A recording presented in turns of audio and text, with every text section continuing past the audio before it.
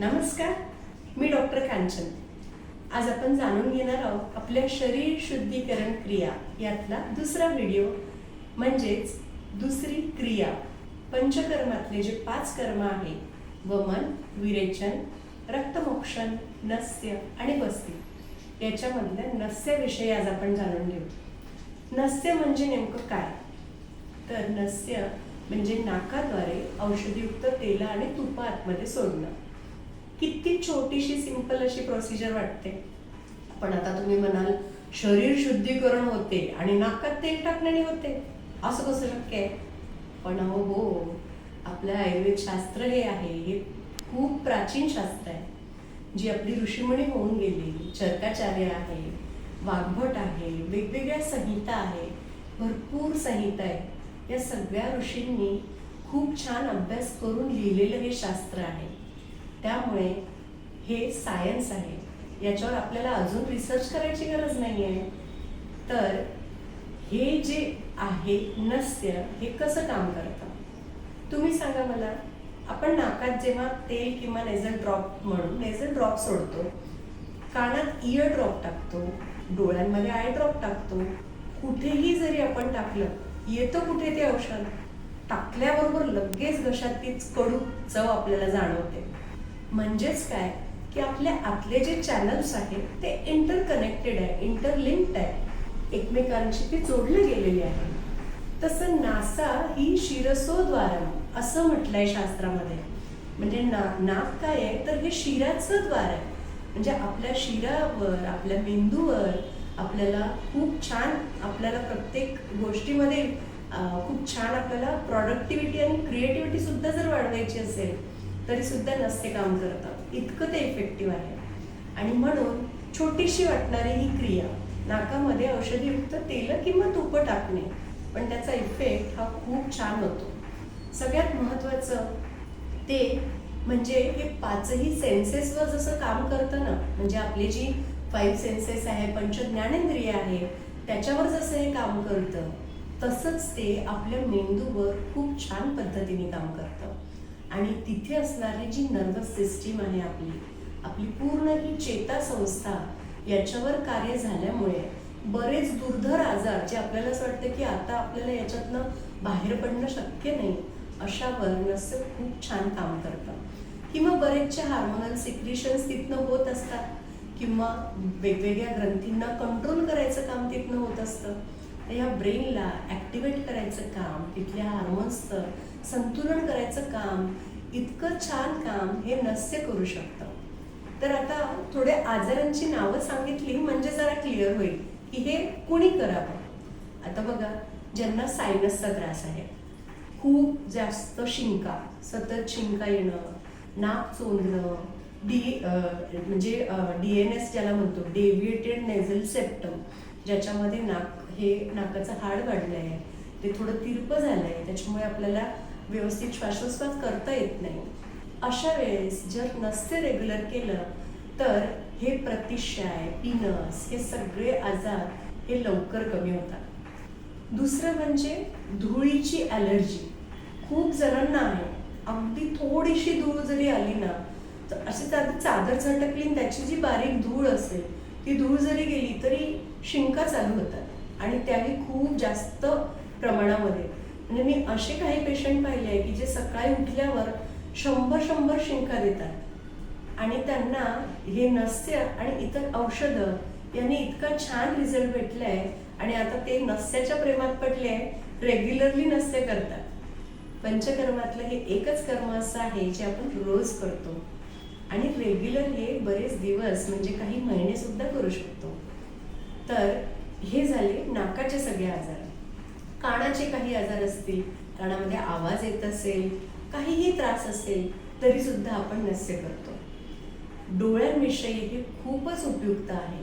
जेव्हा लहान मुलांना कमी वयात चष्मा लागतो, एक दूरची दृष्टी, मायोपिया ज्याला म्हणतात, दूरचं दिसत नाही, फळावरचं दिसत नाही, अशा वेळेला जर आपण नस्य केलं तर त्याचा उपयोग खूप छान होतो. अजून डोळ्यांमध्ये ड्रायनेसचं प्रमाण खूप वाढलं आहे, कारण आजकाल स्क्रीन टाईम सगळ्यांचा खूप जास्त आहे, आणि तो स्क्रीन टाईममुळे काय होतं की सारखं आपली एकच म्हणजे डोळ्यांची उघडझाप सुद्धा कमी होते हेही लक्षात येत नाही. आणि अशा वेळेला त्या डोळ्यांमधलं जे इंट्रा ऑक्युलर प्रेशर आहे ते प्रेशर कुठेतरी वाढायला लागतं. त्यामुळे डोळ्यांना होतो त्रास, तो ताण येतो आणि हा ताण सुद्धा नस्याने कमी होतो. तर असं हे नस्य आपल्या ह्या सेन्सेसवर तर उपयोगी आहेच आहे.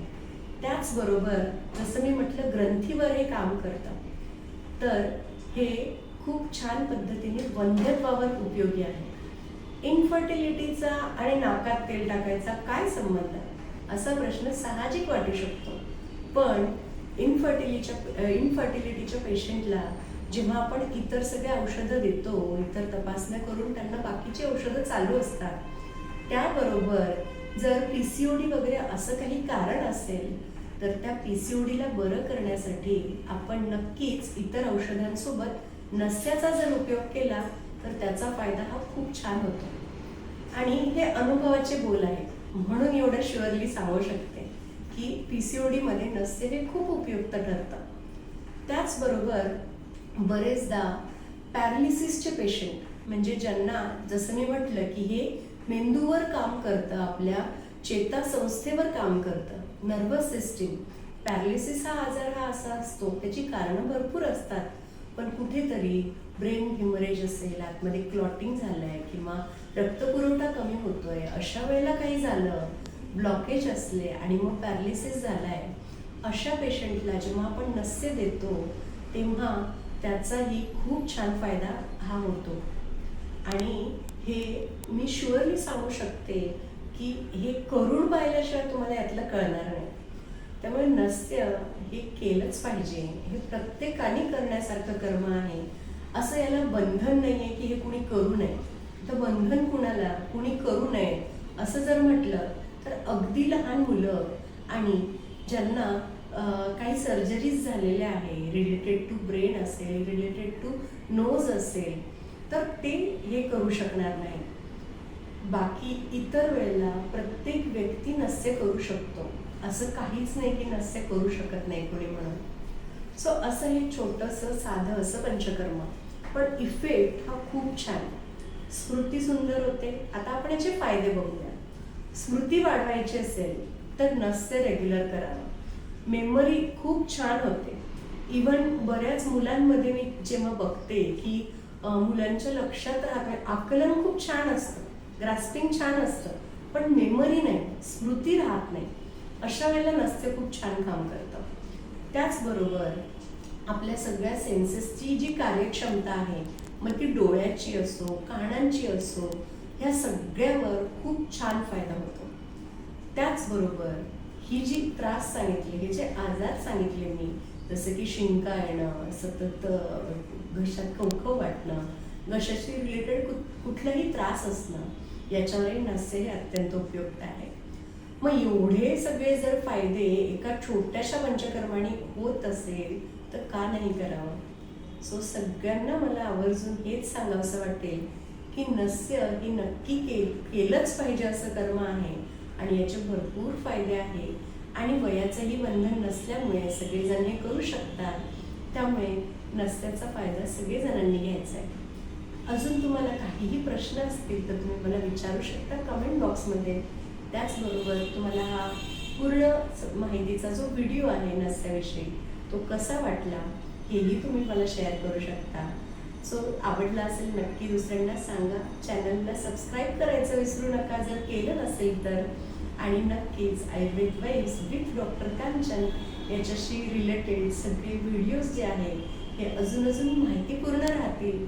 आपल्याला छोट्या आणि एकदम सोप्या भाषेत समजावं असं आयुर्वेदाचं थोडं ज्ञान जे माझ्यापर्यंत थोडंफार आहे ते मी इतरांना द्यायचा नेहमी प्रयत्न करते. आणि हे ज्ञान, हे आयुर्वेद घराघरापर्यंत पोहोचावं. आजकाल लाईफस्टाईल डिसीज खूप आहेत, पण आयुर्वेद शास्त्र हे प्रत्येक याच्यावर खूप छान काम करू शकते. आणि ह्याचसाठी तुम्ही जर ट्यून राहिले माझ्यासोबत तर तुम्हाला कळेल की आयुर्वेदात किती छान आणि किती सोप्या गोष्टी सांगितल्या आहेत, पण त्याचे फायदे किती छान होतात. सो नक्की या चॅनलला लाईक, शेअर अँड सबस्क्राईब करायला विसरू नका. Thank you so much. थँक्यू.